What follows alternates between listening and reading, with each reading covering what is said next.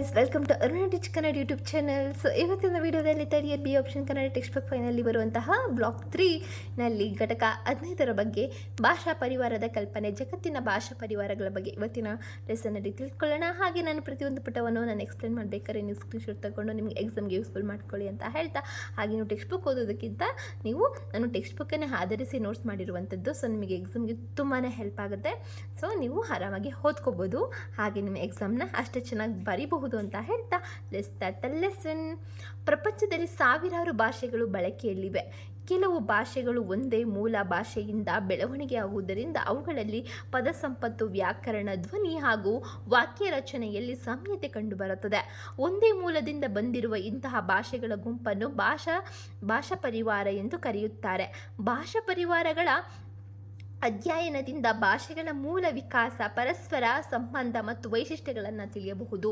ಆದ್ದರಿಂದ ಭಾಷಾಶಾಸ್ತ್ರದಲ್ಲಿ ಭಾಷಾ ಪರಿವಾರಗಳಿಗೆ ಮಹತ್ವ ಸ್ಥಾನವಿದೆ. ವಿವರಣೆಯನ್ನು ನೋಡೋಣ. ಫಸ್ಟ್ ಒನ್, ಭಾಷಾ ಪರಿವಾರದ ಕಲ್ಪನೆ. ಭಾಷಾ ಪರಿವಾರ ಎಂದರೇನು? ಒಂದೇ ಮೂಲ ಭಾಷೆಯಿಂದ ವಿಕಾಸಗೊಂಡು ಪರಸ್ಪರ ಸಂಬಂಧ ಹೊಂದಿರುವ ಭಾಷೆಗಳ ಗುಂಪನ್ನು ಭಾಷಾ ಪರಿವಾರ ಅಂತ ಕರೆಯುತ್ತೇವೆ. ಅಂದರೆ ಪ್ರತಿಯೊಂದು ಭಾಷೆಗೆ ತನ್ನದೇ ಆದ ಇತಿಹಾಸವಿದೆ. ಒಂದೇ ಮೂಲ ಭಾಷೆಯಿಂದ ಕಾಲಕ್ರಮೇಣ ಅನೇಕ ಹೊಸ ಭಾಷೆಗಳನ್ನು ರೂಪುಗೊಳ್ಳುತ್ತವೆ. ಇಂತಹ ಭಾಷೆಗಳು ಪದರಚನೆ, ವ್ಯಾಕರಣ ಮತ್ತು ಧ್ವನಿಯಲ್ಲಿ ಸಾಮ್ಯತೆಯನ್ನು ಹೊಂದಿರುತ್ತವೆ. ಈ ಸಾಮ್ಯತೆಯ ಆಧಾರದ ಮೇಲೆ ಅವುಗಳನ್ನು ಒಂದೇ ಭಾಷಾ ಪರಿವಾರದಲ್ಲಿ ಸೇರಿಸಲಾಗುತ್ತದೆ. ಭಾಷಾ ಪರಿವಾರಗಳ ಮಹತ್ವ. ಭಾಷೆಗಳ ಮೂಲವನ್ನು ತಿಳಿಯಲು ಸಹಾಯಕ ಮಾಡುತ್ತೆ. ಭಾಷೆಗಳ ಬೆಳವಣಿಗೆಯ ಕ್ರಮವನ್ನು ಅರ್ಥ ಮಾಡಿಕೊಳ್ಳಲು ನೆರವಾಗುತ್ತದೆ. ವಿವಿಧ ಭಾಷೆಗಳ ಸಾಮ್ಯತೆ, ಭಿನ್ನತೆಗಳನ್ನು ತಿಳಿಸುತ್ತವೆ. ಭಾಷಾಶಾಸ್ತ್ರದ ಅಧ್ಯಯನಕ್ಕೆ ಆಧಾರವಾಗುತ್ತದೆ. ಸೆಕೆಂಡ್ ಒನ್, ಜಗತ್ತಿನ ಭಾಷಾ ಪರಿವಾರಗಳು. ವಿಶ್ವದ ಭಾಷೆಗಳನ್ನು ಅವುಗಳ ಮೂಲ ಮತ್ತು ಬೆಳವಣಿಗೆಯ ಆಧಾರದ ಮೇಲೆ ಹಲವಾರು ಭಾಷಾ ಪರಿವಾರಗಳಾಗಿ ವಿಂಗಡಿಸಲಾಗಿದೆ. ಅವುಗಳಲ್ಲಿ ಪ್ರಮುಖವಾದವು: ಫಸ್ಟ್ ಒನ್, ಇಂಡೋ ಯುರೋಪಿಯನ್ ಭಾಷಾ ಪರಿವಾರ, ಆಫ್ರೋ ಐಸ್ಟೆಟಿಕ್ ಭಾಷಾ ಪರಿವಾರ, ಹಾಗೆ ಸಿನೋ ಟಿಬೇಟಿಯನ್ ಭಾಷಾ ಪರಿವಾರ, ಹಾಗೆ ಅಮೆರಿಕನ್ ಭಾಷಾ ಪರಿವಾರ ಮತ್ತು ಆಫ್ರಿಕನ್ ಭಾಷಾ ಪರಿವಾರ. ಥರ್ಡ್ ಒನ್, ಇಂಡೋ ಯುರೋಪಿಯನ್ ಭಾಷಾ ಪರಿವಾರ. ಇದು ವಿಶ್ವದಲ್ಲಿಯೇ ಅತಿ ದೊಡ್ಡ ಭಾಷಾ ಪರಿವಾರವಾಗಿದೆ. ವೈಶಿಷ್ಟ್ಯಗಳು. ಯುರೋಪ್ ಹಾಗೂ ಏಷ್ಯಾದ ಅನೇಕ ದೇಶಗಳಲ್ಲಿ ಈ ಭಾಷೆಗಳು ಬಳಕೆಯಲ್ಲಿವೆ. ಈ ಕುಟುಂಬದ ಭಾಷೆಗಳಿಗೆ ಒಂದೇ ಮೂಲ ಭಾಷೆ ಇದೆ. ಪ್ರಮುಖ ಭಾಷೆಗಳು: Sanskrit, Hindi, English, Bengali, Marathi, Punjabi, Persian, German, French, Russia, Greek. ಮಹತ್ವ. ವಿಶ್ವದಲ್ಲಿ ಅತಿ ಹೆಚ್ಚು ಜನರು ಮಾತನಾಡುವ ಭಾಷಾ ಕುಟುಂಬ. ಸಾಹಿತ್ಯ, ವಿಜ್ಞಾನ ಮತ್ತು ಶಿಕ್ಷಣ ಕ್ಷೇತ್ರದಲ್ಲಿ ಅತ್ಯಂತ ಪ್ರಭಾವಶಾಲಿಯಾಗಿದೆ. ಯಾರು? ಇಂಡೋ ಯುರೋಪಿಯನ್ ಭಾಷಾ ಪರಿವಾರದವರು. ನೆಕ್ಸ್ಟ್, ಫೋರ್ತ್, ಆಫ್ರೋ ಏಷ್ಯಾಟಿಕ್ ಭಾಷಾ ಪರಿವಾರದ ಬಗ್ಗೆ ತಿಳಿದುಕೊಳ್ಳೋಣ. ಈ ಭಾಷೆಗಳು ಉತ್ತರ ಆಫ್ರಿಕಾ ಮತ್ತು ಪಶ್ಚಿಮ ಏಷ್ಯಾದಲ್ಲಿ ಹೆಚ್ಚಾಗಿ ಕಂಡುಬರುತ್ತೆ. ಪ್ರಮುಖ ಭಾಷೆಗಳು: ಅರೇಬಿಕ್, ಹೀಬ್ರೂ, ಹಾಗೆ ಅಮ್ಹಾರಿಕ್, ಸೋಮಾಲಿ. ವೈಶಿಷ್ಟ್ಯಗಳು. ಪ್ರಾಚೀನ ನಾಗರಿಕತೆಗಳ ಭಾಷೆಗಳಾಗಿವೆ. ಧಾರ್ಮಿಕ ಮತ್ತು ಐತಿಹಾಸಿಕ ಮಹತ್ವವನ್ನು ಹೊಂದಿವೆ. ಮಹತ್ವವನ್ನು ನೋಡೋದಾದರೆ, ಇಸ್ಲಾಂ ಮತ್ತು ಯುಹಾದಿ ಧರ್ಮಗಳ ಧಾರ್ಮಿಕ ಗ್ರಂಥಗಳ ಭಾಷೆಗಳು ಈ ಕುಟುಂಬಕ್ಕೆ ಸೇರಿವೆ. ಈಗ ಫಿಫ್ತ್ ಬಗ್ಗೆ, ಸಿನೋ ಟಿಬೇಟಿಯನ್ ಭಾಷಾ ಪರಿವಾರದ ಬಗ್ಗೆ ತಿಳಿದುಕೊಳ್ಳೋಣ. ಈ ಭಾಷೆಗಳು ಮುಖ್ಯವಾಗಿ ಚೀನಾ, ಟಿಬೆಟ್, ಮ್ಯಾನ್ಮಾರ್ ಮತ್ತು ಹಿಮಾಲಯ ಪ್ರದೇಶಗಳಲ್ಲಿ ಮಾತನಾಡಲ್ಪಡುತ್ತದೆ.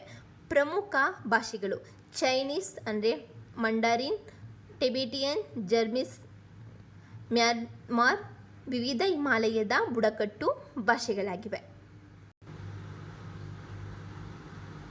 ಸಿನೋ ಟಿಬೇಟಿಯನ್ ಅದರ ವೈಶಿಷ್ಟ್ಯವನ್ನು ತಿಳ್ಕೊಳ್ಳೋಣ.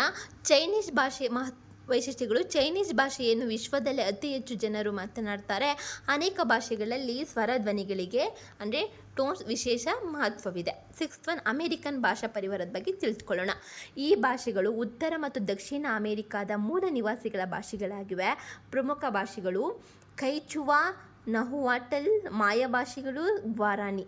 ಇದರ ವೈಶಿಷ್ಟ್ಯಗಳು: ಬುಡಕಟ್ಟು ಸಮುದಾಯಗಳ ಭಾಷೆಗಳು, ಹಲವು ಭಾಷೆಗಳು. ಮಹತ್ವ: ಅಮೆರಿಕದ ಮೂಲ ಸಂಸ್ಕೃತಿ ಮತ್ತು ಇತಿಹಾಸವನ್ನು ತಿಳಿಸಲು ಸಹಾಯಕವಾಗಿದೆ. ನೆಕ್ಸ್ಟ್, ಸೆವೆಂತ್ ಒನ್, ಆಫ್ರಿಕನ್ ಭಾಷಾ ಪರಿವಾರ. ಆಫ್ರಿಕಾ ಖಂಡದಲ್ಲಿ ಸಾವಿರಾರು ಭಾಷೆಗಳು ಬಳಕೆಯಲ್ಲಿವೆ. ಅವು ವಿವಿಧ ಭಾಷಾ ಪರಿವಾರಗಳಿಗೆ ಸೇರಿವೆ. ಪ್ರಮುಖ ಭಾಷೆಗಳು: ಸ್ವಹಿಲಿ, ಜುಲು, ಯುರೋಬಾ, ಯುಗ್ದೋ, ಸೋನಾ. ವೈಶಿಷ್ಟ್ಯಗಳು. ಅತ್ಯಂತ ವೈವಿಧ್ಯಮಯ ಭಾಷಾ ಕುಟುಂಬ ವಿವಿಧ ಬುಡಕಟ್ಟು ವಸ್ತು ಸಾಂಸ್ಕೃತಿಕ ಸಮುದಾಯಗಳ ಭಾಷೆಗಳಾಗಿವೆ.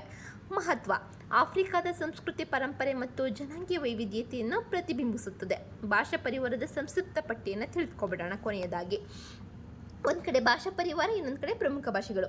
ಇಂಡೋ ಯುರೋಪಿಯನ್ನಲ್ಲಿ ಸಂಸ್ಕೃತ, ಹಿಂದಿ, ಇಂಗ್ಲಿಷ್, ಬೆಂಗಾಲಿ ಹಾಗೆ ಜರ್ಮನ್ ಬಗ್ಗೆ ಮಾತನಾಡ್ತಾರೆ. ಜರ್ಮನ್ ಹಾಗೆ ಆಫ್ರೋ ಏಷ್ಯಾಟಿಕಲ್ಲಿ ಅರೇಬಿಕ್, ಹೀಬ್ರೂ, ಅಮ್ಹರಿಕ್ ಬಗ್ಗೆ ಮಾತಾಡ್ತಾರೆ ಭಾಷೆ.